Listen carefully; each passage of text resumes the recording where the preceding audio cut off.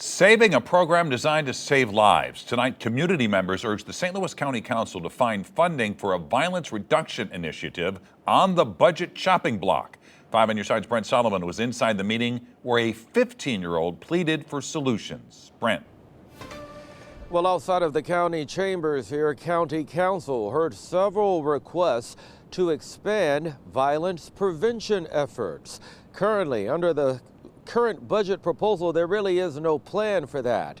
But advocates say other options, like the RAM settlement funds, could offer hope.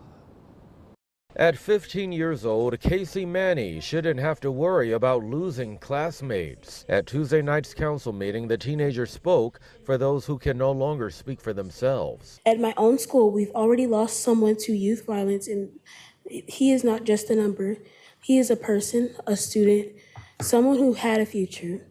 And that loss shows exactly what is at stake. At stake, a $1.7 million request for the county's Violence Reduction Initiative. Thomas Kreese was brought on in 2024 to build out the program. Violence is being driven by a very small group of individuals versus kind of the rhetoric that's been given to certain communities or neighborhoods of like, this is a bad place, everyone here's bad. He's currently a one-man show. He knocks on doors, offering mental health resources and job placement to those at risk. But the funding for expanded street outreach and collaboration with crime-fighting groups is not in the current budget proposal. So the county executive then asked for it in his budget request for this year, and that was cut from the county executive's budget request. The budget director tells me council members scrapped it because some feel the work is already being done by police. Supporters argue there's so much more to be done. You have people leaving the area because they have violent neighborhoods. You have businesses afraid to invest because there's violence. So we can't afford not to do this. Supporters are now pushing for council to use RAM settlement money or other available funds to do the work. When we cut funding for nonviolence, we are not saving money, we are risking lives.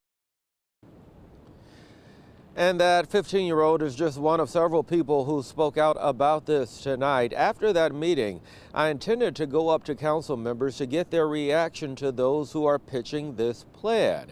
But council immediately went into closed session. I waited outside of that meeting for the session to end, but that's when police asked us to leave, saying the building is closed.